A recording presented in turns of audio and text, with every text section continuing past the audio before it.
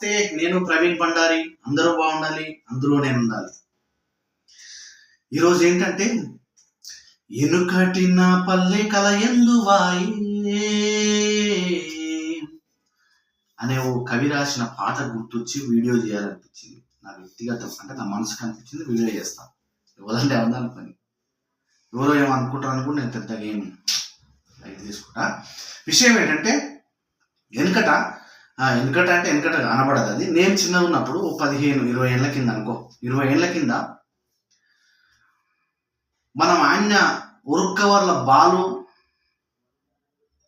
బెచ్చలు అంటే కుండ పలిగిన బెచ్చలు, ఈ బెచ్చలు తీసుకొని ఉరుక్కవర్తోని బంతాట, బెచ్చలతోని గుండాలాట, సిర్రగోనాట, ఇవన్నీ ఎక్కడ పోయినాయి? మా ఊళ్ళో ఒక చారిగారు ఉండే పెద్ద మనిషి. ఇంత యాపశక్తి ఇస్తే ఒకటి బీడి కట్ట అగ్గిపెట్టి ఇస్తే బ్యాట్ చేసి ఇచ్చేది. ఎంత అద్భుతమైన రోజులు అవి. ఆ బ్యాటు ఉరుక్కవర్ బాల్ తీసుకొని పోయి ఆడితే పొద్దున్న దాకా నీ అమ్మ 15 రోజులు జిమ్లో ఎక్సర్సైజ్ చేసినట్టు ఉండేది. ఒక రోజు ఆడితే ఆదివారం నాడు. ఓల్క ఈత కొట్టుడు ఎరికేనా? బయలకాడికి పోయి లొట్టలు కట్టుకొని పొద్దుగాల ఆదివారం పొద్దుగాల ఇంటర్ నుంచి బయటికి వెళ్తే పొద్దుకి దాకా రాకపోదు.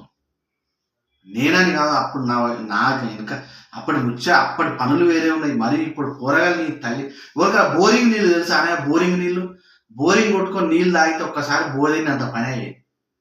బోరింగ్ నీళ్ళు తెలియదు. ఒకటి మన యాప చెక్క తెచ్చుకోం, బ్యాట్ ఉట్టిన చెక్కేది, గుడ్డలతో చెక్కేది.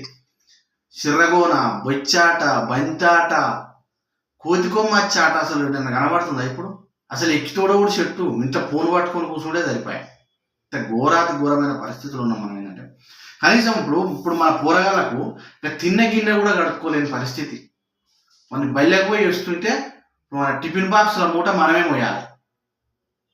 ఎంత కర్మ పోరగాళ్ళని ఎట్లా చేస్తున్నాం అంటే, వాడు 10 ఏళ్ళు ఉన్నాడు పోరాడు, 50 కిలోలు ఉంటున్నాడు.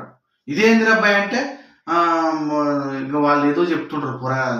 జెన్యున్ పొద్దుగా లేచి అరగంట అటు తిప్పుని ఆదివారం గ్రౌండ్ తీసుకుపోయి పొరగాళ్ళు ఎంత యాక్టివ్గా ఉండేటప్పుడు ఇంకా మనం చేసే పొరపాటు, తల్లిదండ్రులు చేసే పొరపాటుకు పొరగాళ్ళు బలవుతారు.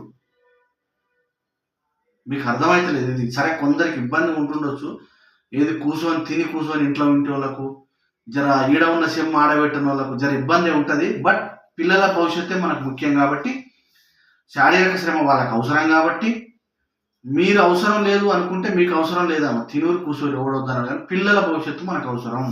దయచేసి పిల్లలు నాగం చేయకుండా ఊర్లో ఇంకటి ఏమేమి ఉంది, ఆటలు ఏంది, కథ ఏంది, జర రూపీని పోలన్నా ఎవరికన్నా తెలుసా? అసలు బాయిలు ఈత కొట్టుడు అంటే నోరెళ్ళ పెడతాడు. ఏందో కూడా తెలియదు. దానికి లొట్టలు కట్టుకొని కొట్టేది అంటే నోరెళ్ళ పెడతాడు. దయచేసి పొరగాళ్ళ భవిష్యత్తు మనకు ముఖ్యం. అది దృష్టిలో పెట్టుకోవాలి. Thank you.